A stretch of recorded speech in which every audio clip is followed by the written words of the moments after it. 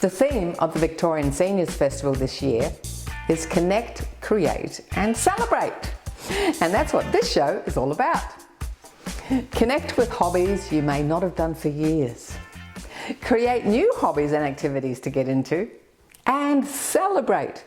Keep a positive attitude to aging and keep having fun. I'm Carol and welcome to Over 50 So What? Getting diagnosed with cancer is a challenging time for you and your loved ones. We have a chat to Dr. Rachel Cameron, who has some resources to help you navigate this difficult time. Connect, create and celebrate. One hobby you might want to pursue further is photography. And we find out more about U3A network photography groups who cater for beginners to the more advanced. And don't forget to celebrate by doing the fun 5-minute fitness routine after the break. You can do it sitting or standing.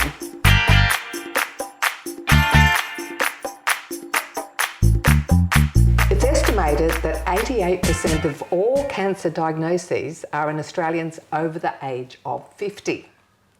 Most of us are not ready for a diagnosis, but there are resources to help you. And today we're speaking with Dr. Rachel Cameron, author of You've Been Diagnosed with Cancer, Now What? I'm delighted to be here, and I wrote this book, You've Been Diagnosed with Cancer, Now What?, which you can find the link on my website, but it's also on Amazon. I wrote it as a tool because what I found with people when they first get diagnosed, they get hit with a lot of information. It's very confusing. I got it written or printed on matte paper so that you can write in it.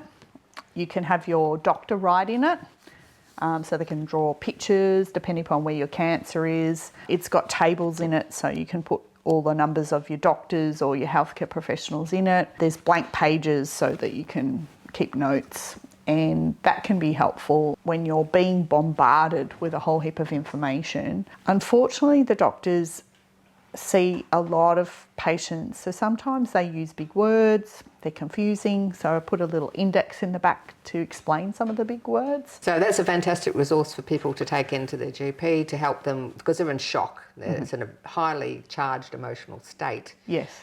Have you got any tips on how to handle that charged emotional state when you first get diagnosed? Take a deep breath, keep breathing deeply as much as possible, and try to stay calm. Now, if you do need a break, it's important to tell your clinician that. Lots of people do cry at the time of their diagnosis. They're very upset, they're in shock. So anything to calm yourself down. Now, what about friends and family members? If their loved one's just being diagnosed, what are your tips and advice for them? Yes, look, I think both the person who's diagnosed and the family need support. So there's different groups and resource teams to help the family member and the person with the cancer diagnosis. Many people try to stay brave, and stiff upper lip, but often just a matter of crying if you need to, or being as honest with yourself and the family member as possible. So if you are struggling to cope, it's important to either ring Lifeline, Beyond Blue, cancer councils, have a counsellor If you don't already get one, you will probably need one, because the cancer journey is a roller coaster. What about the person that's trying to support that person? They'll be going through a lot of those things. They need all those things as well, yes. So they can ring Cancer Council, they can ring Beyond Blue, they can ring Lifeline, they can speak to their own counsellor separate to the family member who's got the diagnosis. And that's very important. Yes, you want a strong support team around you that's providing the right support. And I know that a lot of the family members do fall apart. Yes, absolutely. And it is really stressful. And so with my cousin, we were supporting him for 9 years. When he first got diagnosed, they said he was 27.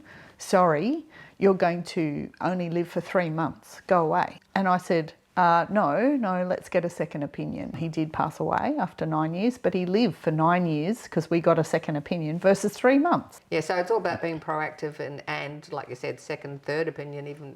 As many as you need. There are other choices and options. There's things like clinical trials. You can choose no treatment. That is your right. That's up to you. If you want to do acupuncture or other alternative therapies, that is your right. You can do that. It's your body. It's your diagnosis. The other thing you said is a lot of people assume that all cancers are equal. No, they're not. Some cancers are much easier to treat than others. So solid tumours, so the ones I mentioned, are often a little bit easier in the sense that if you get them earlier, you can get surgery to cut it out as an option, whereas a blood cancer, they have to treat all the blood. Can you talk us through the level 1, 2, 3, 4? So there's different stages of cancer and categories. So staging is related to where the cancer is in terms of spreading. So like if I simplify it, if you have a solid tumour and it's say it's a breast, it's just a small lump in the breast, that would be a 1, but then if it starts to move into the lymph node, so for the breast there's a little lymph node under the armpit, if it starts to move into the lymph node, that's going to be a 2, and then as it goes out of the lymph node and into the rest of the body, and the spreading of cancer is called metastases, that's the term for it, means spread, then it goes into stage 3 or 4. And the idea is to catch it before it gets to stage 2, get it at stage 1. Correct. What's in the book when someone just gets diagnosed? What's the best page to go to straight away? Probably the most important page on the book is don't Google, because what people do is they put in the name of the cancer that the doctor told them, and then they look it up. And then they go, what's going to happen to me? What are the symptoms? But what Google doesn't take into account is your age, the stage, your environment, all the other things, the pathology. So it can really scare people looking at Google. One of the things I did, probably the next page that would be good to look at, is what I call your recovery checklist. It's got some simple questions for you to ask yourself. Have you done these things? Then I have another checklist when you're in front of the clinician. Do I understand what he's saying or she's saying to me? And it's got a checklist. So you can take this in to your appointment and help you check, because often they're very busy and you've got a lot of emotions and thoughts going through your mind, so you might forget things. So this helps you in the appointment. Yeah, absolutely. So do you recommend that you take someone with you to the appointment? Absolutely. Now, you may take your family member, but remembering your family member is probably not coping with your diagnosis either, and they may not be the best person because they also are stressed. I mean, you can definitely take your family member, but it's often very good to take an independent advocate who can ask you questions and ask the doctor questions to make sure everything's covered. Thanks for your time today. It's an amazing resource to have when you're just totally swamped in that emotional state and it's all a whole new area. You're welcome.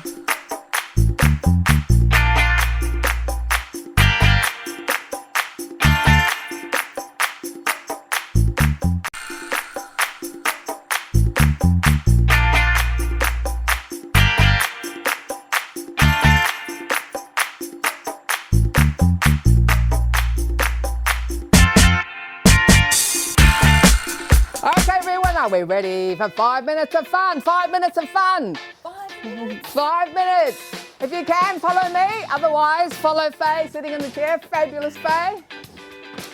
What we're going to be doing now is a grapevine, and we go step behind and walk. You regulars will know what a grapevine is. Walk, walk, walk, walk. Step behind step and walk, walk, walk, walk. Step behind step, walk. Now we're going to change this to a tap side, grapevine, tap side. That's it. Step behind step and tap, tap, step behind step, tap. If you're feeling really confident doing this, you might even want to add a clap. Oh, here we go. Out. Step behind step and out, clap. Step behind step, out, clap. Step behind step, tap. Step behind step, out. Step behind step, out. Woo-hoo. Okay, hold it there. Walking on the spot. Now what we're going to do is forward, side, and walk, walk, walk. So we go forward, side, and walk, walk, walk. Forward, side, walk, walk, walk. Forward, side, and walk, walk, walk. Forward. This is the last one slow. Now we're going to speed it up. Here we go. Forward, side, walk, walk, walk, walk. Forward and side. That's it. Forward, side, walk, walk, walk. Forward, side. How's Faye going? Forward, side. It's about 31 degrees here today. We're getting hot. We're already hot. Okay, after this one, we're going to take out the walks. Are you ready? Let's do it. Forward, side, forward, side, forward and side, forward and side, forward and side, forward and side, forward, side. Oh yeah, looking good, feeling great. All right, we'll do 4 more. 4, 3, 2, and we're going to step, touch, step, touch, step, touch. And we take the arms up and down. Woohoo! We got it, you got it. This is really raising your heart rate. Every time you take your arms over your head, it gets your circulation up even more. And Faye said, and you sweat.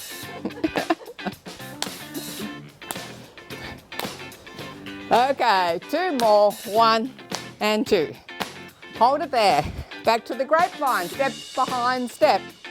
Tap, tap. Step behind step. Tap and tap. Step behind step. Tap. Yeehaw. Okay. We got it. Yes. And with a clap.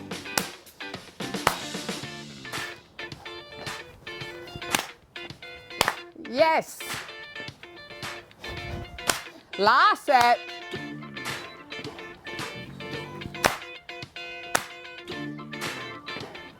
Okay, touch forward. Forward, side, and walk. Forward, side, walk, 2, 3, and forward, side, walk, walk, walk. Forward, side, walk, walk. Another set, forward, side, walk, walk, walk. Forward, side. Now, no walks. Let's go with forward, side, forward, side, forward, side, forward, side. Okay, hold it there.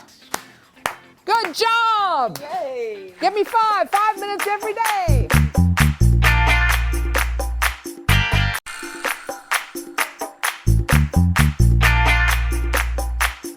U3A Kingston has over 900 members and more than 80 courses and groups to choose from. They've got everything from gardening to fitness, from movies to ukulele. And today we're visiting the photography group. Noel, you're a convener for the photography group. Can you tell us, what does the convener do? Well, he organises the lectures and actually runs the classes, and actually helps people with their equipment and techniques and that on the outings. I do occasional lectures, and building lectures that are built at different levels for the different levels of people in the class is an interesting thing to do. And I'm not really a public speaker, so getting up in front of a class is a bit of a challenge and extends me, so it's actually good. Yeah. Very good for your brain health to learn new things and get out of your comfort zone. Oh, definitely. What's your background in photography? Well, I've got a diploma in fine art photography from long ago, and I started my working career in portrait photography and photography retail. So do you sometimes pop into the digital technology group? No, actually. I really enjoy doing this group because I can just turn up and just enjoy taking pictures and going to new places. I don't need to be that serious about it all of the time. Even though with that amazing background you've got in photography, it's just great to just have a bit of fun and socialise. Yeah, it is. Can you tell us what happens in this class situation, which is every second week, isn't it? And the other week you're out and about? Yeah, normally have a lecture of some type, so it's either about techniques, or it's about composition, or picture making, and the different things that you can do. And then on the second week you do an outing to somewhere, and there's a couple of topics that are picked to incentivise you to do the things that were talked about in class. So that's a fun thing to do, because occasionally you do things that you haven't done before, or it's a different slant on something, and it extends you as well. So you're not taking the same things that you always take. So you're getting extended even now? Always. I'm an artist at heart, so if I'm not doing something new, it's boring. What do you do with the pictures when you've done them? Some of them I convert to paintings, because I'm a painter at heart. Occasionally I enter a photo competition.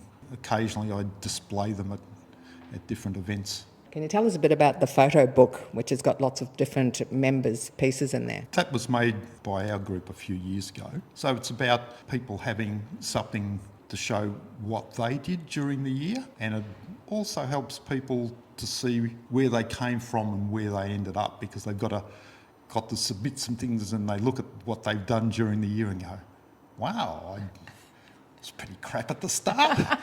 And now I've got some really good stuff, so it's great. Now, you've got this artistic side. Robert's into the architecture. Is there any particular type of photo you really enjoy taking? I love taking the interiors of buildings, but mostly these days I concentrate on bird photography, and bird photography is part of landscape. So you'd have to be an extremely patient man. I'm learning more patience.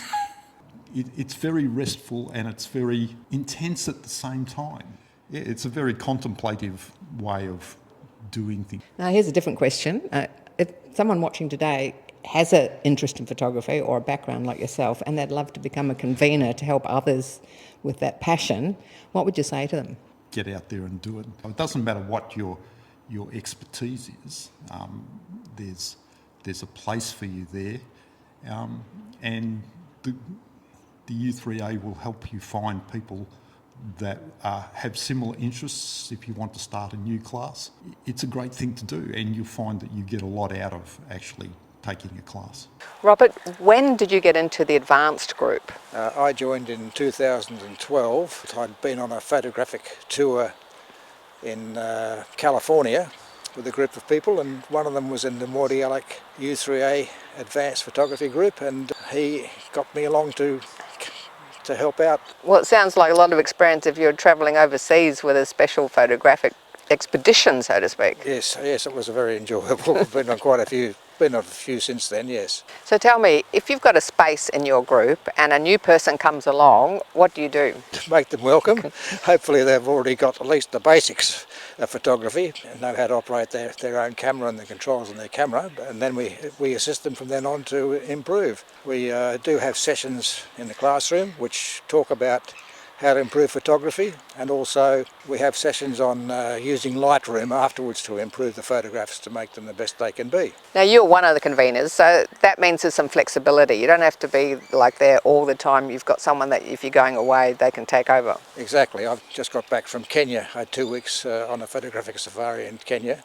We take it in turns. Well, this show goes all around Victoria and South Australia, so we're looking, to encourage people to get into photography right around the country, really. Oh, that's good. That's a good aim. Hopefully some more people can get involved. It's a great thing to do. It keeps you very occupied and keeps the brain working, which is important as you get older, I think, to keep the brain going. You've been doing this class for how long? 18 months now. And what attracted you to it? I've been a keen photographer for a long time, probably since the 70s. I took this photograph in 1977 at the Rumours tour from Fleetwood Mac, and this is Lindsay Buckingham. It was a black and white print, and I've just scanned it and digitised it. I recently lost my wife, so some friends of mine says you've got to get out and about, so I thought I'll join the camera club. It's such a good social thing. I've met a lot of people, and I've been in Australia now for 50 odd years, and I've never seen so much in the last 18 months up to now. It's just, every time we go out on a trip, on a photo shoot, it's something new to me. Yeah, so Rob was telling us that you do get to see a lot of the landmarks and explore a bit more of the Melbourne region. That's correct, yeah. We've been all over the place. Up in the Dandenongs, and then we've got local places. We've been down to Mordialloc. What do you get out of the photography group? Are your skills improving as well? People come to me now, and a few of the students have sort of contacted me outside of class saying, can you help me with this, can you help me with that, which I'm really happy to do. And it's plus, we meet up for coffee, some of us and some of the other ladies, just to go over things with their cameras and things like that. So, yeah, I enjoy it. A park run at Carcaruk Park, and I just got a project that we've got to do on photojournalism, so I thought I'd go up to the park and take people punishing themselves. So this is the fundamentals group. Do you think you're going to go into the advanced one? No, I'm not. I really enjoy these people. They're just fantastic. And we have a laugh. We have a giggle. We socialise. We go out for meals after we've been on a photo shoot. And it's really good. It really is. So you said you'd recommend it to anyone to come and join a photography group? Absolutely. Yeah, absolutely. You'll meet different people, and everybody gets along. Now, what would you say to someone sitting at home about just coming and trying a group and joining U3A and jumping into a year of photography? Oh, do it. Particularly photography, because sitting at home and thinking about it and staring at Pinterest really doesn't do it. You've got to go out and take pictures, and this is a great place to do it, because here's a group of people that are interested in taking pictures, and there's a wide range of expertise, so you can learn things off other people, and there's people from different backgrounds that have very different views about what a good picture is, so you can learn things from them as well. And there's a lecturer that will teach you new aspects of the craft. Sounds like you're going to be doing it till you're 100. Probably, yeah. Just do it. Get out of the house, yes. You get out there, talk to people, take pictures. Those photographic excursions sound like just too much fun. Check out a U3A network near you for some great hobby ideas. If you're being challenged with cancer in your family, check out Dr. Rachel Cameron and Health Equals Freedom for more resources. Replays can be found on the website, YouTube and CTV+. Guests can also be found on our website. Connect, create and celebrate. Please connect with us on YouTube, Facebook and Insta. create new hobbies and activities, and celebrate by doing your 5 minutes of fitness every day. I'm Carol O'Halloran, the Positive Aging Warrior.